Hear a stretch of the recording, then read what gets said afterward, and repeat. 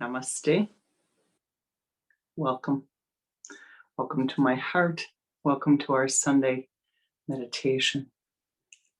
Let us begin by turning inward. Focus your attention at the sun center. Begin to watch your breath.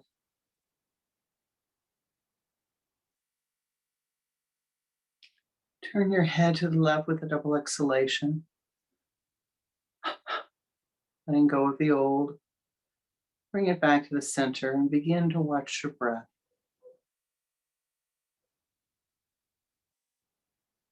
Oh, great Spirit, most beloved Lord of life, O ye powers that be, all of ye forms of the divine, of the past, the present, the future. Namaste. All of ye beings who are helpers, the air, the earth, the fire, the water, the ether. Namaste. Sweep clear our path. Sweep clear our greeds. Fill our needs. Bring us the skills that we need. Let us put the ego aside, that we might become an ever greater blessing unto all of life. Om Shanti. Shanti. Shanti. Om Shanti. Shanti. Shanti. Om Shanti. Shanti. Shanti.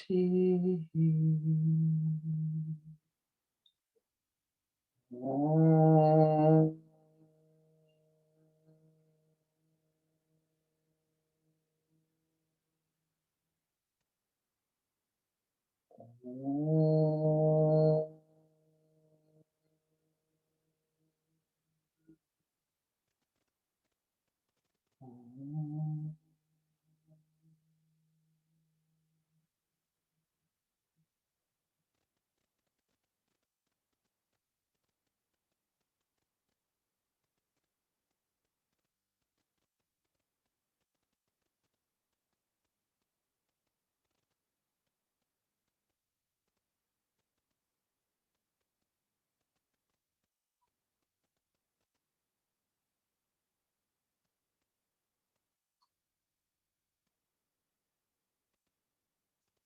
Namaste.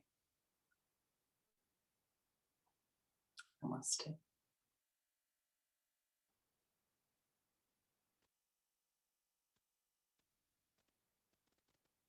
Once upon a yogi time, and in the ever-present now, in the high plains, there live three brothers, we call them, Brahma, Vishnu, and Shiva. Some say they are states of consciousness, others say they are living, breathing beings. Brahma creates, Vishnu sustains, and Shiva dissolves. But in addition to these three, they say that there is a realm of gods, a realm of the gods. And all the forms of the divine exist, not only within us, but within this realm of the divine. All of those whose names we remember, whose names we have forgotten, whose names we have not yet remembered. So,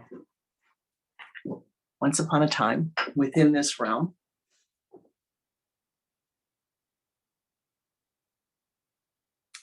the king of the gods lived, and his name was Indra. Indra. You may have heard of him, very famous. Lord Indra, he was called. Now, like a lot of kings, Indra was used to getting his way. He was very Leoan. He was used to a desire arose and he would speak it and it would be fulfilled. A desire arose and he would speak it and it would be fulfilled. Now, he was really a pretty good king. He took care of his subjects. He really was pretty good in terms of the people of the land. But he had a problem, teeth problem. Same one that you and I sometimes have. He had an ego. Oh, yes. Now, he traveled around the world, the earth, and all of the other places in between. But when he came down to the earth, he happened to go to the palaces of Catherine the Great in Russia. Oh, those were beautiful palaces, beautiful palaces. Oh, with all of these gorgeous, gorgeous eggs, Fabergé eggs inside of them, all these delicate paintings and beautiful sculptures and the most beautiful paintings you can imagine. Then he goes to France and he happens upon Versailles. Oh, the Palace of Louis with all of the gold gilt and all of the mirrored ceilings and mirrored walls. You could go and see yourself in every direction. It was really something. So he had a lot to compare to.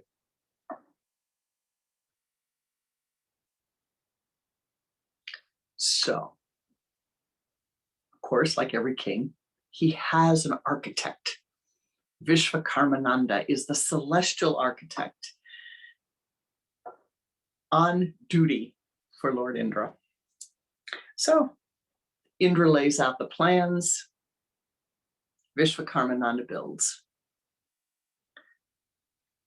And at the beginning of his reign, Indra wanted a palace that had 20 rooms in it. Not one, not two, 20 rooms in it. They get finished. The next time, as soon as it's finished, he walks from room to room to room to room to room. And his mind says, uh-oh, no, it's not enough. I need this. He goes to Vishvakarmananda. No, we need to add on an addition here. Okay, adds on an addition. He just walks in the front door of the addition and he says, no. This isn't enough. We have to build 5 layers, 10 layers. We have to make this the tallest castle in all of existence. Okay. And on and on and on and on it goes. Every single time that the celestial architect and the builders would finish building, Indra would walk in. Just one more thing. So, after a few 100 years of this, Vishvakarmananda's tired. And he decides he's got to go to the real boss. So he puts on his meditation shoes and cleans up real nice and goes up to see Lord Brahma.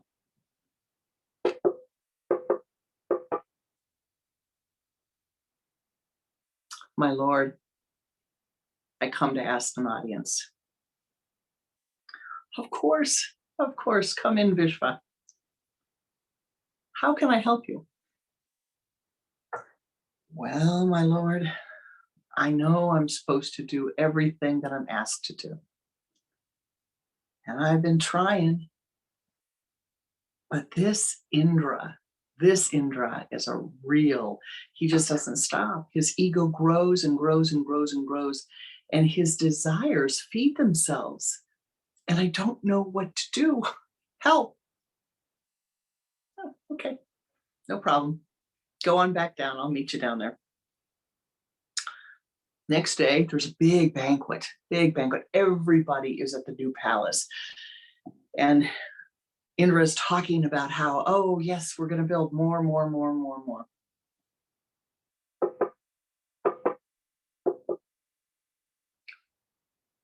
There's somebody at the door. Who's not here? There's somebody at the door. They go and open the door. And there's this beautiful little yogi, little young boy, yogi boy. Oh, please come in. Indra does not recognize the boy, but he knows he has to pay attention. Please, how can I help you? Have some food. Look at this beautiful palace. Yes. The boy says, yes, it's very beautiful. Why, my Lord Indra, your palace is almost as nice as all of the Indras before you. What do you mean, all of the Indras before me? I am Lord Indra.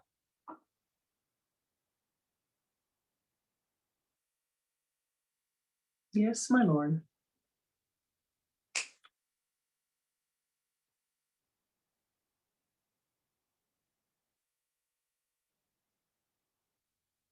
And as he snaps his fingers and bows,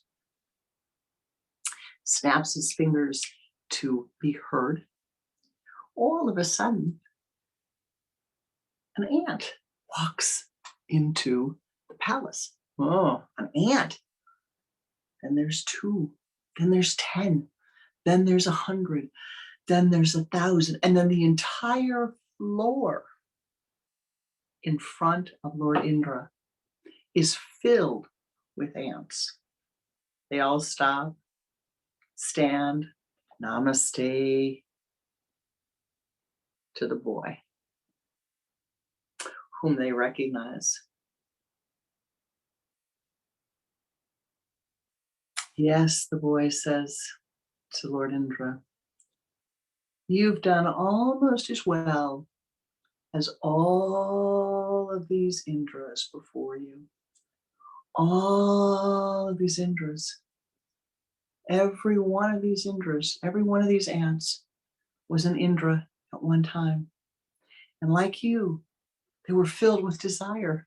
Like you, they could not stop. Their desires fed themselves and fed themselves and fed themselves. And now, for a while, they're living as ants, learning to work together, learning to put their desiring aside. Whoa.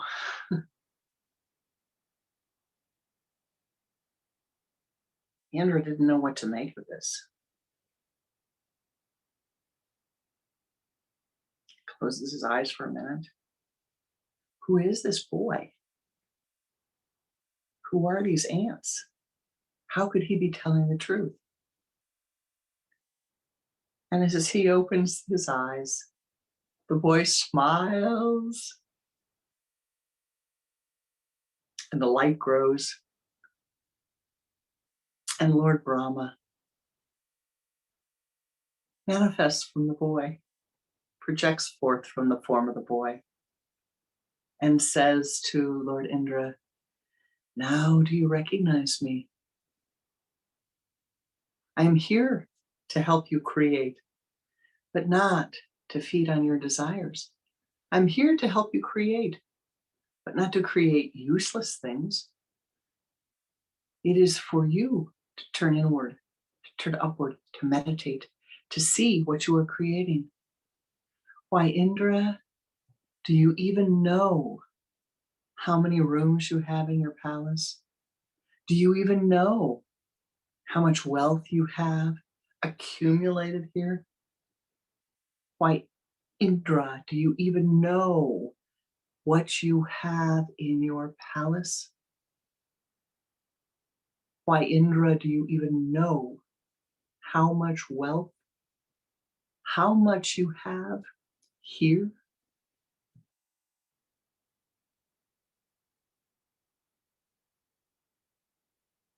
Turn inward, ascend upward, and become aware of and see that which thou art. And let go of all of this. Leave poor Vishvakarmananda alone, Lord Indra. And with that, Brahma disappears, leaving behind his darshan, his blessings. And all of the other Indras go with him. And Lord Indra bows to Vishvakarmananda and says, thank you. Thank you. Because of you, perhaps I will be well. Thank you. And Vishvakarmananda goes off on vacation to take a rest, they say. There for you whenever you wish to build your celestial palace.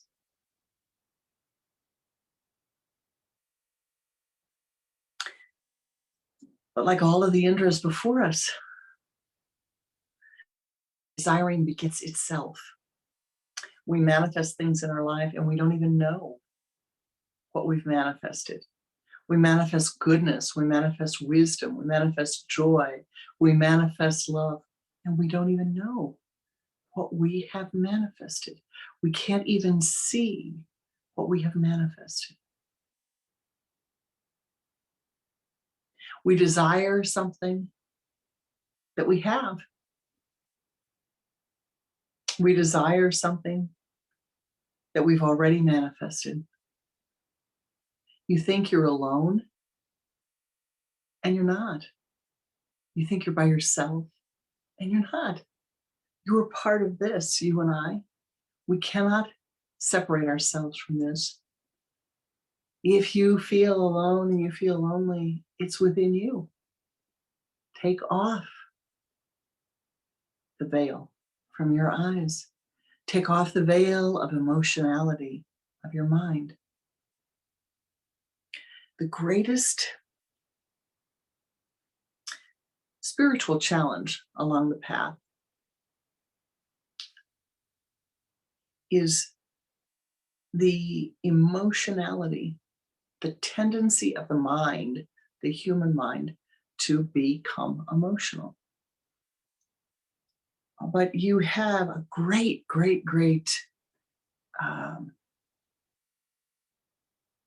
ability, the ability to train the mind, the ability to make the mind single pointed, not double pointed, not triple pointed, single pointed, so that you can see clearly, so that you can say, oh yes, I see now the course of action I should take. I see now where I should be placing my energies. And I see now how I again and again and again and again create these obstacles for myself.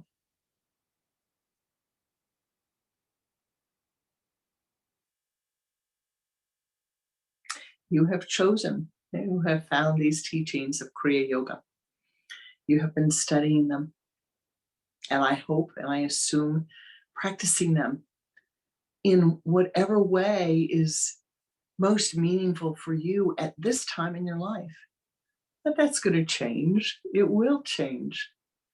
There will be times when you will need to use more of the creative energy, more of the sustaining energy, and times where you will need to use the dissolving energy to let go, to clean out, to purify. You wouldn't believe it by looking behind me, but I've let go of some of my books. I have a long way to go, a long way to go. But the process has started. The process has started, and it has been going on for years. Read, study, let go. Read, study, let go.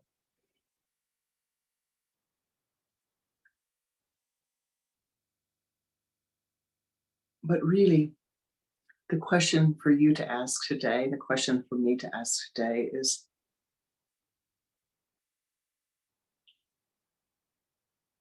what desires replicate quickly? What desires replicate faster than others? What causes the emotionality of the mind to escalate? Pranananda always called them your red buttons. What are your red buttons? And I would say to you, you need to know, in contemporary language, a virus, a computer virus, for example. You could click a button and the computer virus can wipe out your entire hard drive. What actions, what people, what events, what things, what situations cause emotionality to escalate within your being to the extent that you wipe out your hard drive, you wipe out your ability to turn inward and be quiet, and to turn inward and quiet the mind. Only you know for yourself what these things are. It can be smells. The smell of something causes your mind to become very emotional. The sight of someone or a particular color or a particular place. The sound, can cause the mind to become very irritated. But you need to know what it is for you, for your personality. And then do something about it. Do something to strengthen that, so that you have the skills that when that event comes again, when that situation arises again, when those circumstances arise again,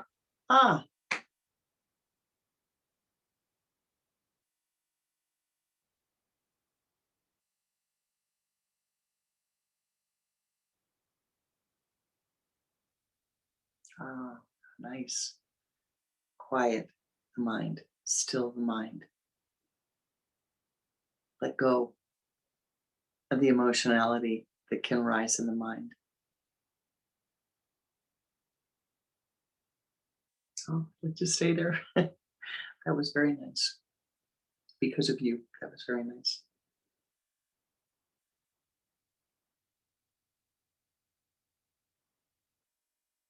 Now, every human has a mind. We have a mind, you have a mind, I have a mind. The thought forms are connected. Thought forms are eternal. Thought forms live eternally.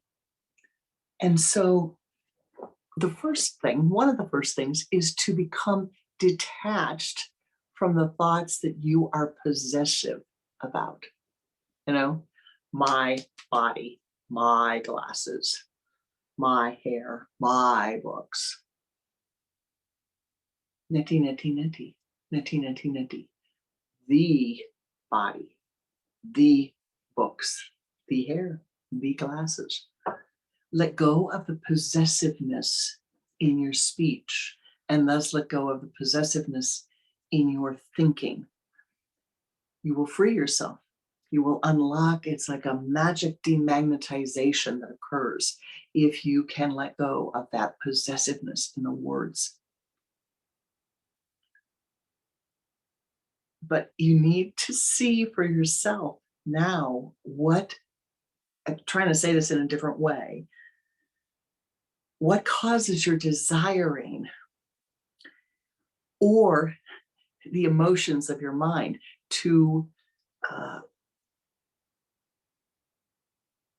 grow exponentially? And one of the biggest emotions that is growing exponentially for some of you is regret, feeling that you're not good enough, that you didn't do something that you wish you had done, that somehow you're not worthy. And I've said this before, and I'm going to say it to you again. You are worthy. You are worthy. Or as Shelley would say, you're not worthy. So what? Accept life's blessings anyway. Now, I don't know if I can say it the way that Shelley did, because I believe that you are worthy. I know you are worthy. But there's something magical about the way he said it. Doesn't matter. You don't have to think you're worthy. Say, hey, I'll accept it.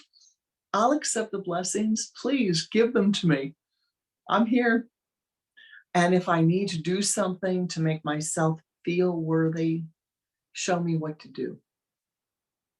But I'm here. I'll accept it.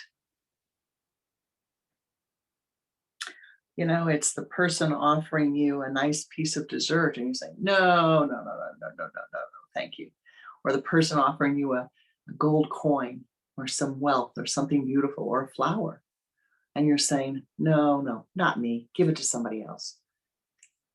We must learn to accept, to say, yes, thank you. Yes, thank you. Yes, thank you. It is a psychological problem, feeling of I have to give, but I cannot accept. And there may come a time in many of your lives where you need to accept. You will have no choice but to accept, because physically you will have limitations. Mentally, you may have limitations. So practice now. Prepare yourself now for the blessings of life. You know, the life blessings will flow to you, will ease you, will help you with everything you wish to do if you simply can let go of your desiring just a tiny, easy bit. Let go for just a nanosecond. Let go of your desiring. Let go of your craving. Let go of the running and ranting and raving in the mind.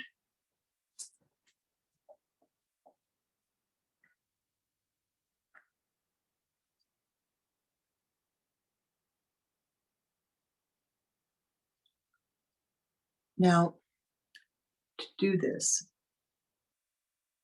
you need to begin to speak symbolese, to think in symbolese. That's a word that Pranananda made. But symbolese is learning to speak in symbol languages, learning to look at everything that occurs as a symbolic event.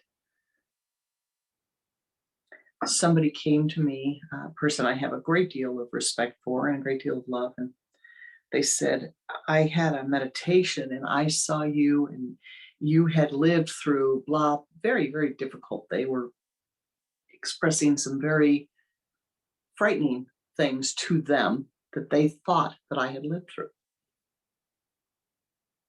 And they felt that I was angry at them because of this. So the answer is, well, you know, what do I mean to you symbolically? I know.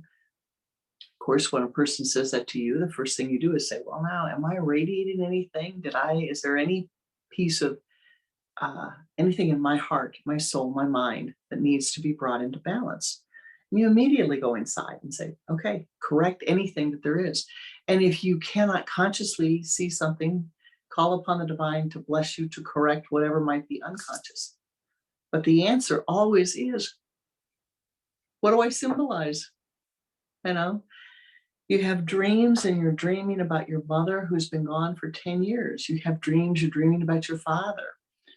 What do they symbolize to you?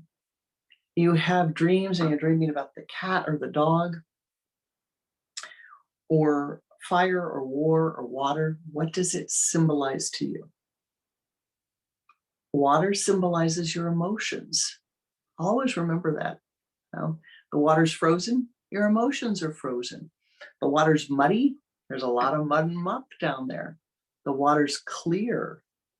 Gonna be a good day. I can see clearly. I can discern clearly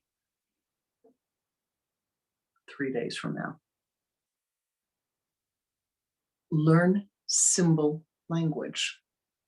And I think one of the easiest, simplest ways to do this, and most useful, is to learn the basic language of astrology so that you can understand and categorize events that happen in your life. You don't have a lot to learn.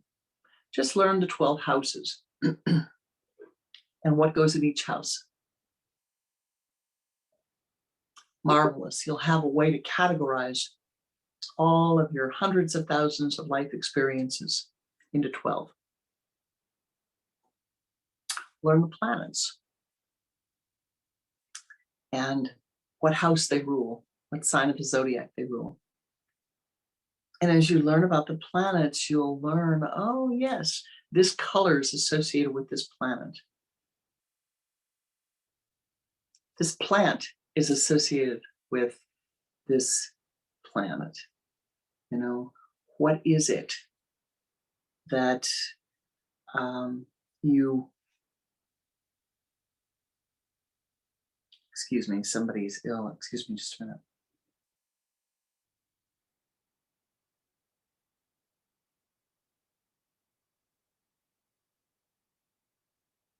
Namaste. Sorry.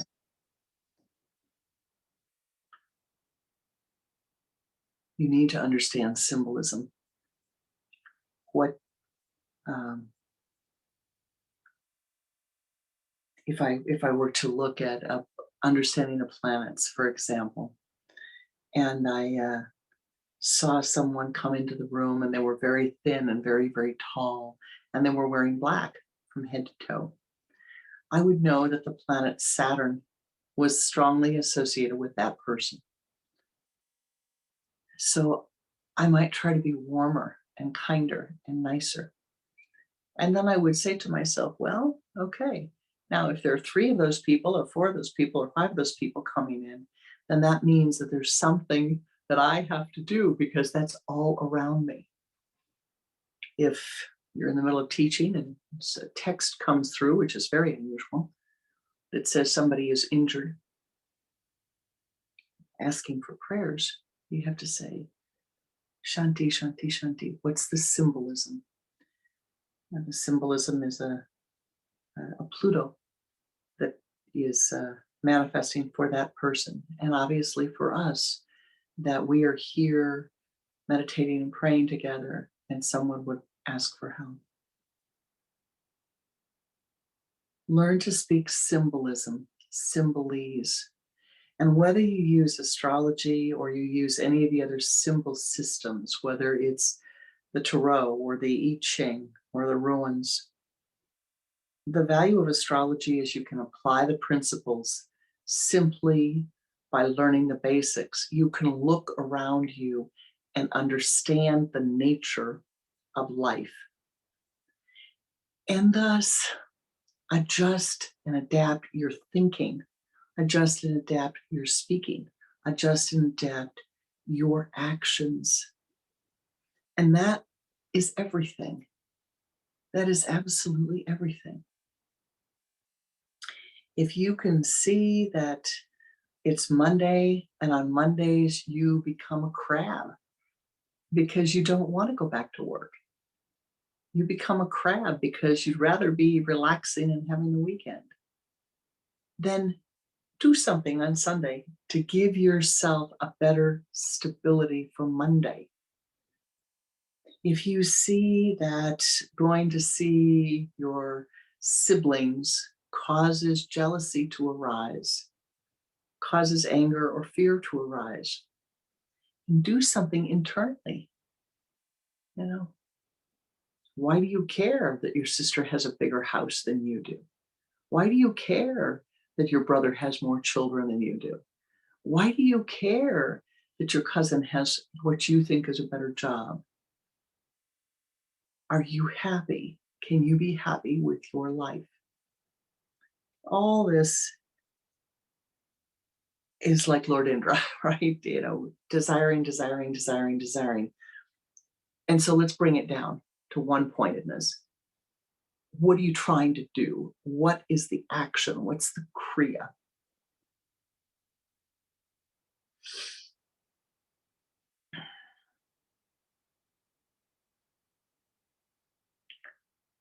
The Kriya is to understand yourself.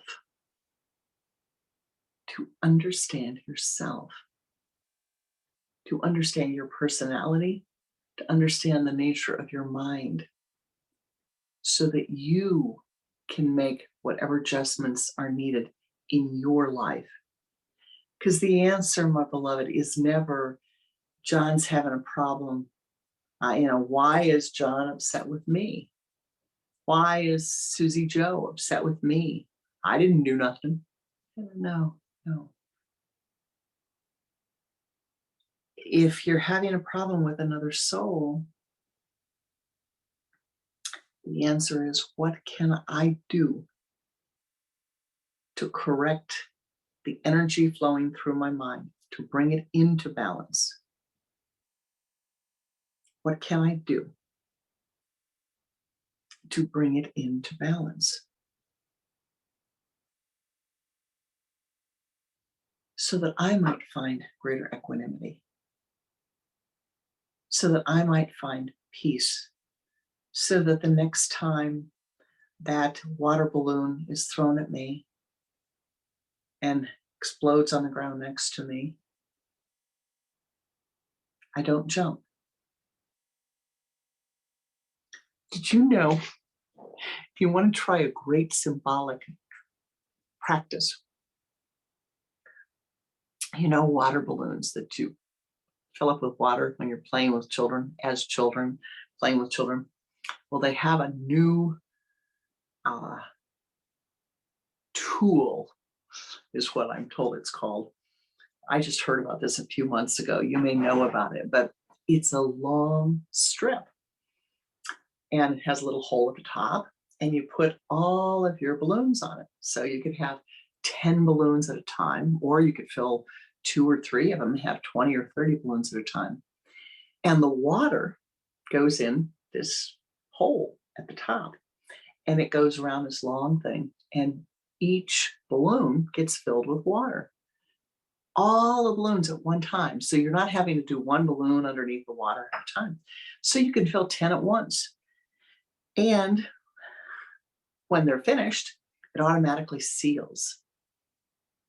Oh, this is a great mystical tool. What is the water that you are pouring in to your tool that is going to all these balloons at one time? They fill up, they seal, and guess what?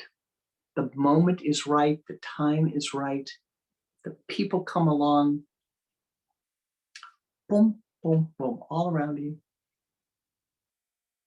The water balloons, the balloons of emotionality fill up and pop.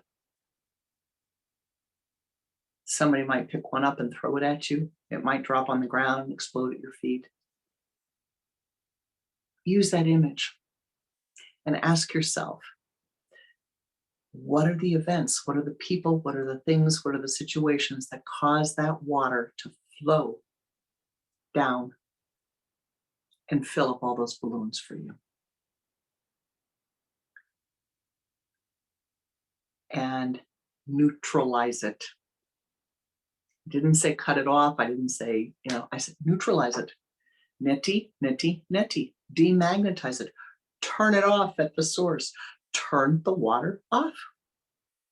What do you need to visualize differently? What do you need to think differently? What's the error in your thinking?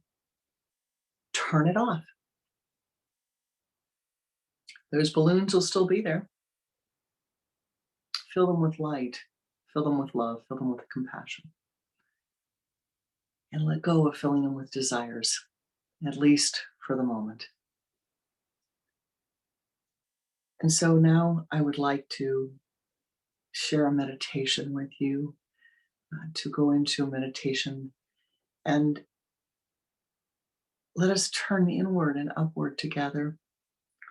And also today, it is a day when there is a lot of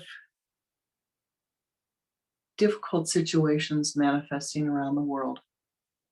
Many, many, many people in fear, many, many people in very hard circumstances, fearing storms coming, having the storms already here, whether it's the storms of political change or the storms of the weather, the natural weather storms,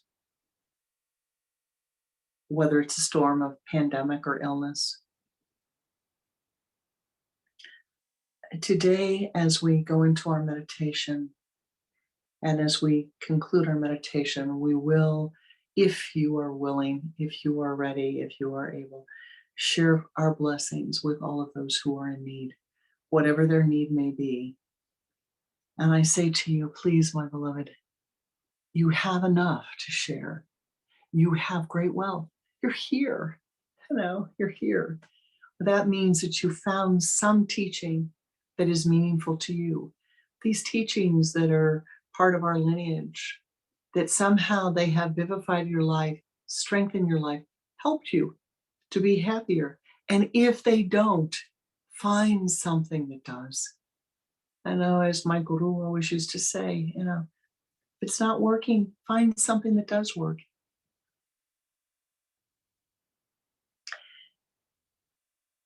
One of the most shocking things I ever heard Pranananda say is he was talking about being at the ashram. And he said to Shelley, Guruji, is Kriya Yoga the best system? And Shelley said, I don't think so. It's the best system that I have found for me at this time. I'm going to use it. I'm going to apply it. But if it doesn't work, I'm going to keep looking. Don't be a sampler, they used to say. This isn't a grocery store that you nibble here and nibble there, nibble elsewhere. If you find something that you think is working, do the practices. Do the practices. Incorporate them in your life. Live them. And then, if it doesn't work, try something else. But first, you have to live them. And it's not, I meditated last weekend. I went on a meditation retreat, and I'm a meditator.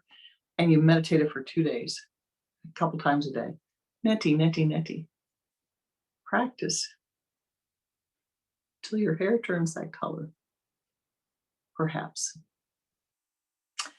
Let us go and meditate. Again, I thank you for your presence, for your yoga city, for your hearts, your opening, for the kindness that you share. Your vibration sends forth deep, deep kindness, and I thank you for that. Namaste.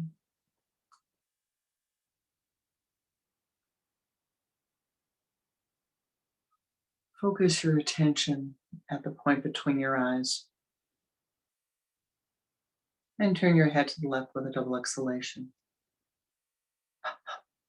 Bring your head back to the center.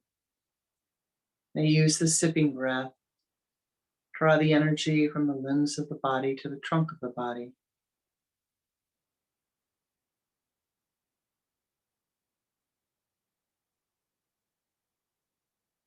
From the trunk of the body, draw the energy into the spinal column.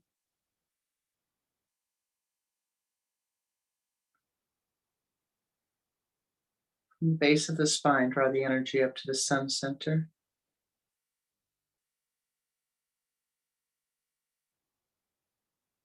Move that energy as a golden ball of light out in front of you. Sweep it around you to the left, behind you to the right, again in front. Do this 2 more times. Encase your entire being in a golden ball of light. Now expand that light. Focus your attention at the sun center and ascend upward as high as you are able, above the room, above the continent. Ascend to the high place.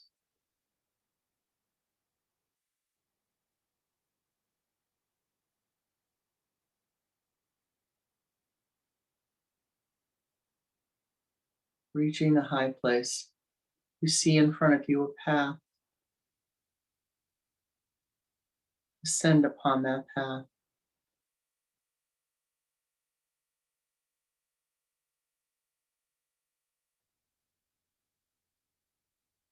Ascend up the mountain.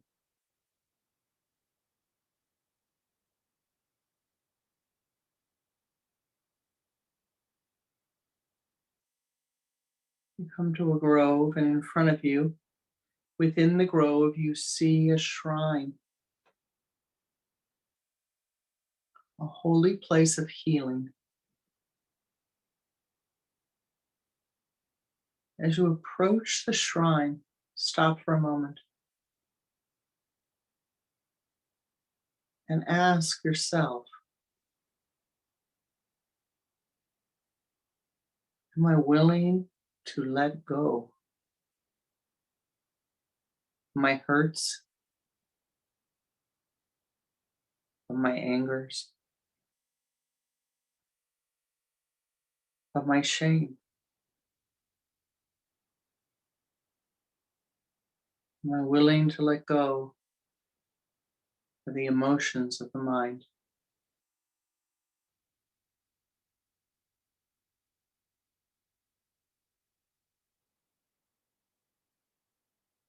For even just a moment.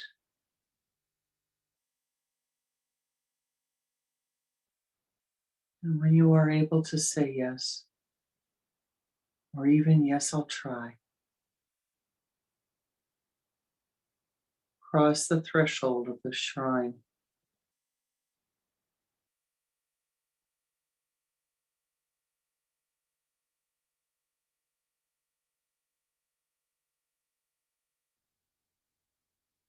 Walking to the back of the shrine, you see the waterfall, you see the pool of light.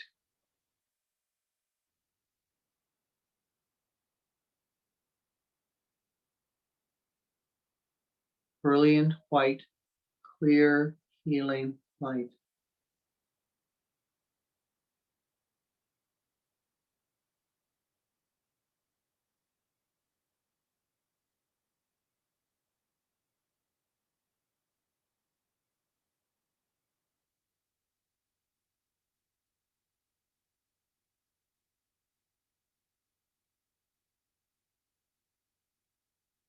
Enter into the pool and stand under the shrine. Stand under the waterfall of light.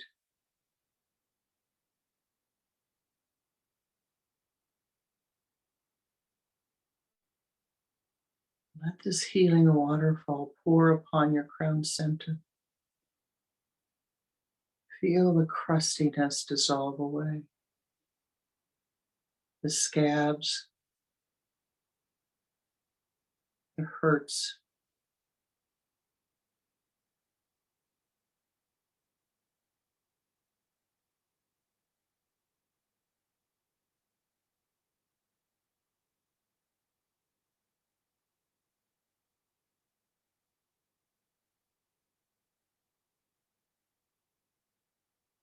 Let the healing power of the light pour into every cell of your being.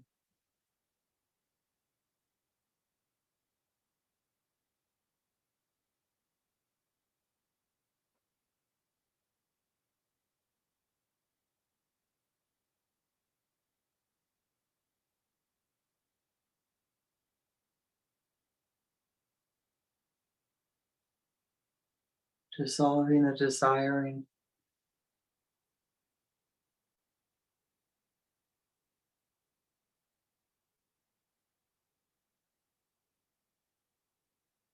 dissolving the regrets,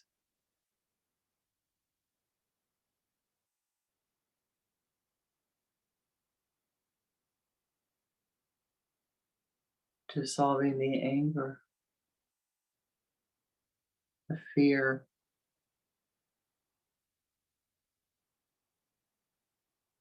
filling the emptiness.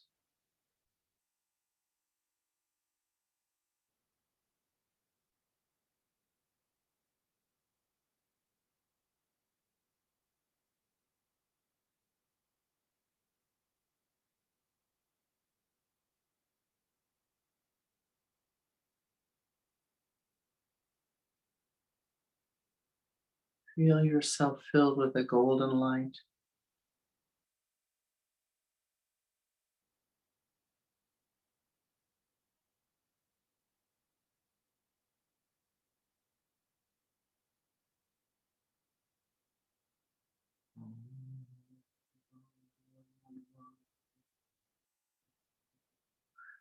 Om Namo Namo Namo Namo Namo Namo Namo Namo Namo Namo Namo Namo.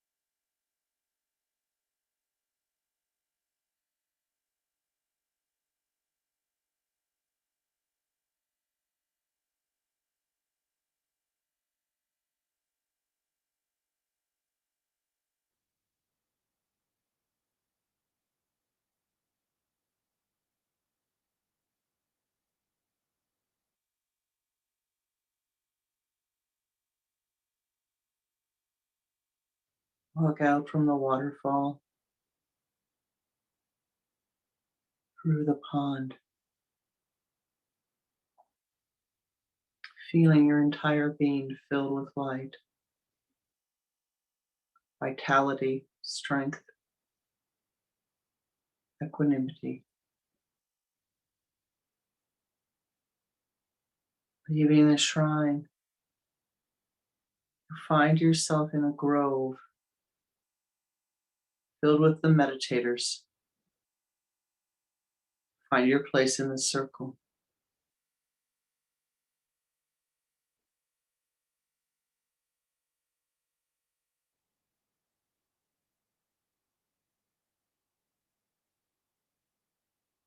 Holding your attention at the sun center,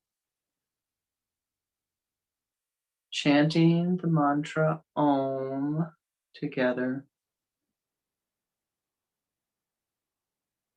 We will chant the mantra Om 7 times. Feel that mantra radiating out into the universe, that all of those who are in need be helped. No stress, no strain. Om.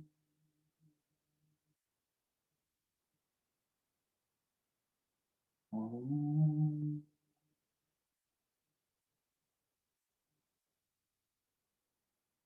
Om.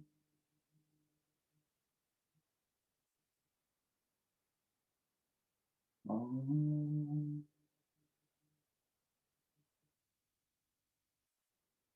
Om.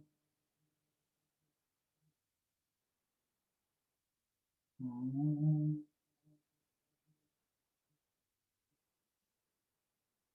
Om.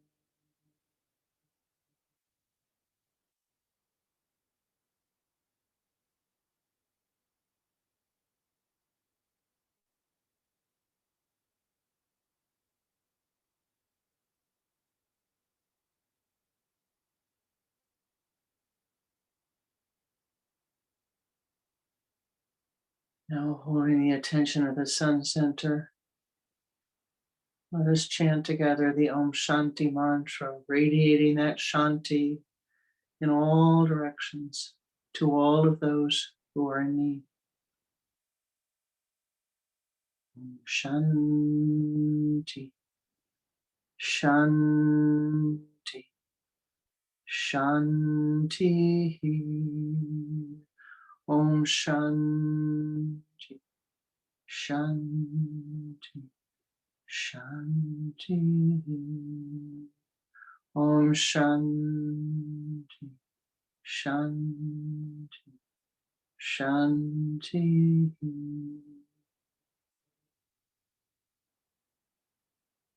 Now send your blessings to someone that you love very dearly. Again with the Om Shanti. Om Shanti, Shanti, Shanti.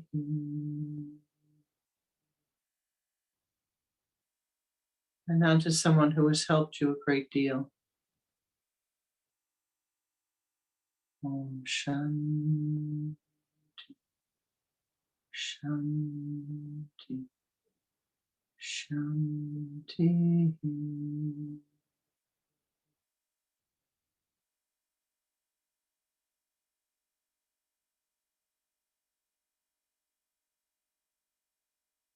And now to extend family. Om Shanti, Shanti, Shanti.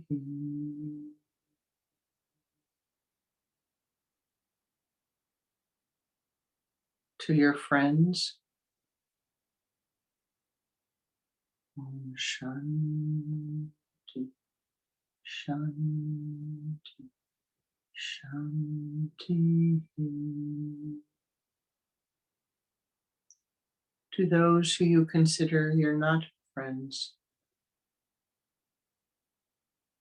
Om Shanti, Shanti, Shanti.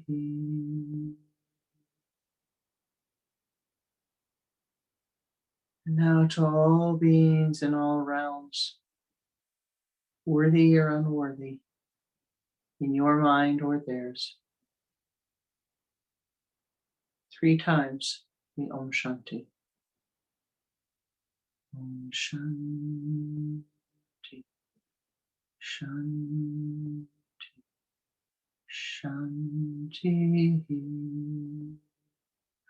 Om Shanti, Shanti, Shanti.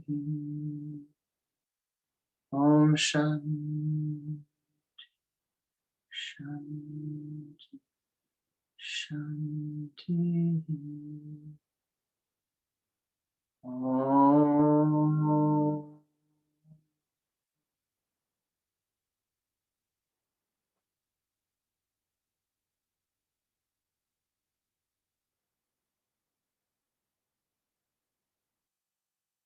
Be thou blessed, be thou blessed, be thou triply blessed. Feel the golden dewdrops of Ananda, Ananda, Ananda, pouring down upon your crown center, pouring down upon you in all directions, filling every cell of your being. Ananda, Ananda, Ananda, bringing you wisdom and insight. Ananda, Ananda, Ananda, health and vitality. Ananda, Ananda, Ananda, da, da.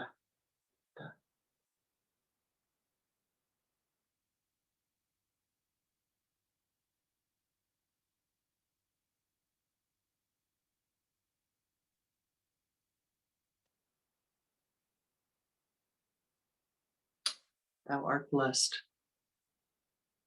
Become an ever greater blessing unto all of those who enter your aura.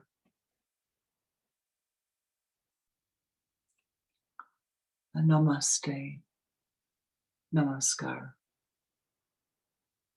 Be thou joy-filled. Thank you for the blessings of your presence today. Shanti. Shanti. Shanti.